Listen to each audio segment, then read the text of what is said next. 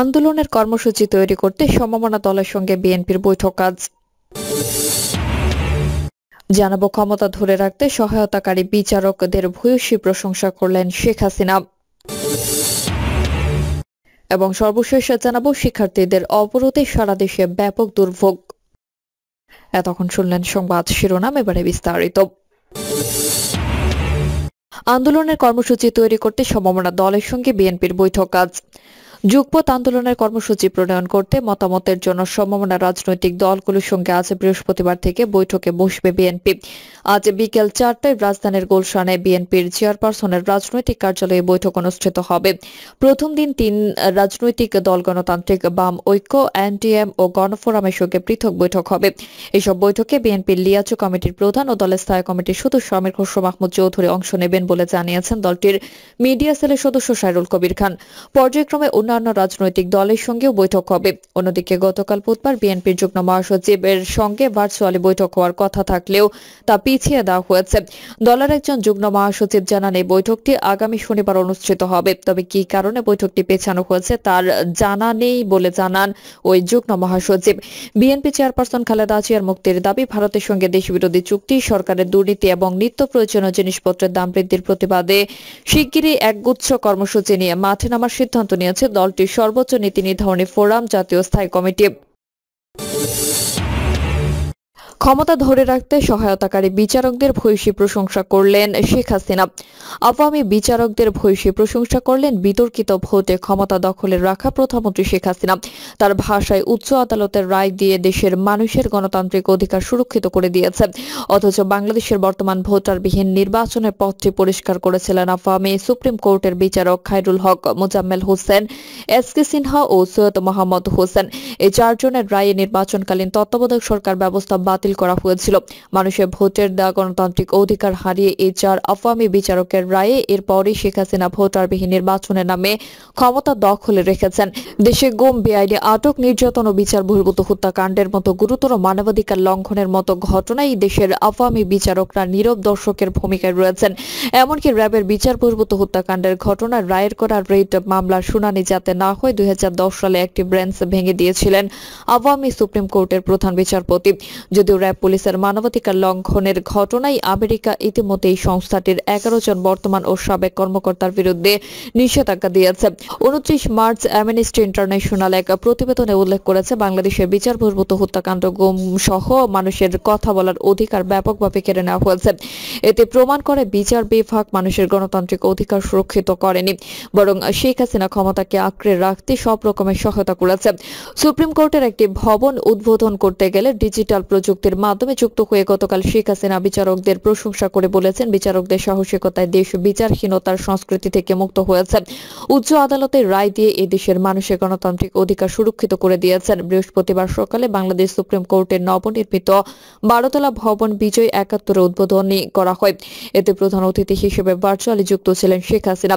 এমন সময় বিচারকদের প্রশংসা করলেন যখন কঠোর আইনের মাধ্যমে বাংলাদেশে মত প্রকাশের স্বাধীনতা ব্যাপকভাবে খর্ব করা অব্যাহত রেখেছে তার সরকার। এমনকি গুম, বেআইনি আটক, নির্যাতন ও বিচার বহির্ভূত হত্যাকাণ্ডের মতো গুরুতর মানবাধিকার লঙ্ঘনের ঘটনায় আন্তর্জাতিক মানবাধিকার সংগঠনগুলো অভিযোগ তুলেছে। শেখ হাসিনা বলেন, বিচারহীনতার যে সংস্কৃতি এদেশে চালু করা হয়েছিল, জনগণের ভোটে নির্বাচিত হয়ে সরকার গঠন সেটা পরিবর্তন করতে পেরেছিল। বিচারকদের ধন্যবাদ জানিয়ে তিনি বলেন, বিচারকদের সাহসী পদক্ষেপ বিচারহীনতার কালচার থেকে বাংলাদেশ মুক্তি পেয়েছে।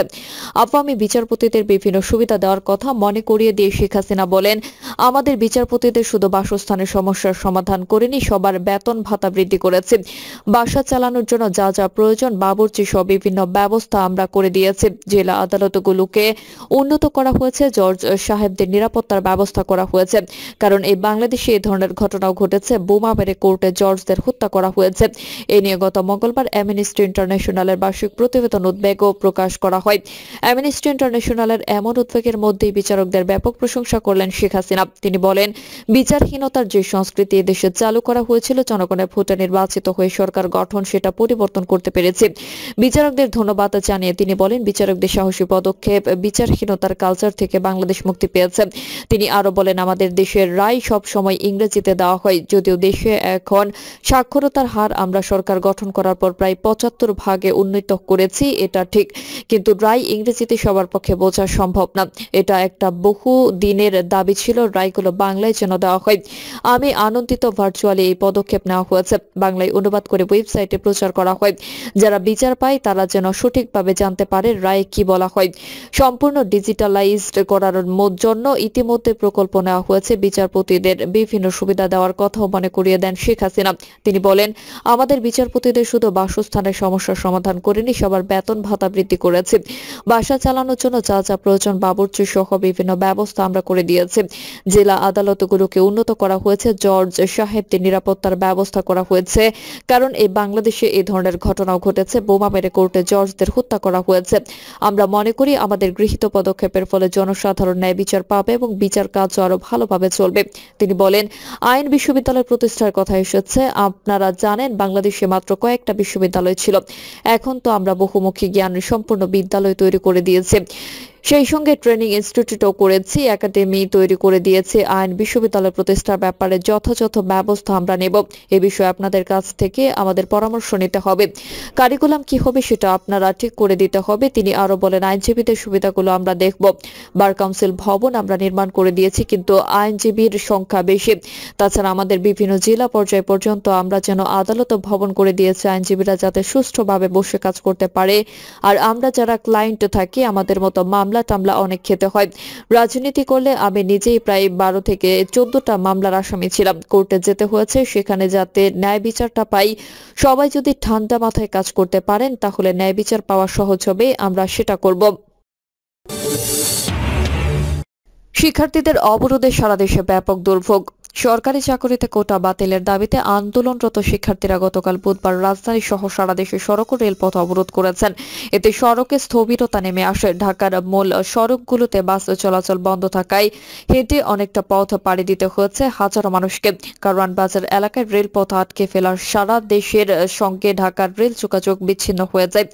দুপুরের পর ঢাকার Gulistan, Paltan press club, Shahbag, Kataban, science lab, Nilkhet, new market এলাকা ঘুরে পথের মানুষের দুর্ভোগের চিত্র দেখা যায়। শাহবাগ মোড়ে চারপাশে ব্যারিকেড দিয়ে বাধা তৈরি করে কোটার বিরুদ্ধে শিক্ষার্থীদের প্রতিবাদ করতে দেখা যায়। এই সময় 3 পাশের মূল সড়কে যান চলাচল বন্ধ হয়ে যায়।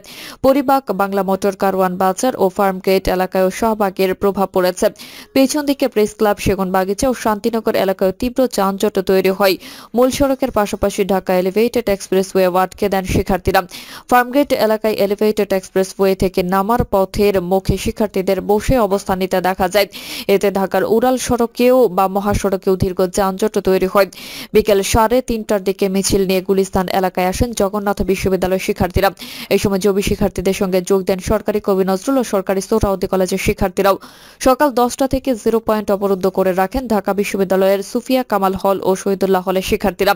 এতে বেলা বাড়ার সঙ্গে সঙ্গে গুলিস্তানের মতো ব্যস্ত সড়কে যান চলাচল স্থবির হয়ে পড়ে। এই সড়কে যানজটের প্রভাব পড়ে আশপাশের সড়কগুলোতে। গুলিস্তান কথা হলে মইনুল ইসলাম বলেন, আমি শান্তিনগর যাব, বাস বন্ধ, আবার রিকশা যেতে গেলে 3 জায়গায় ভেঙে ভেঙে যেতে হবে।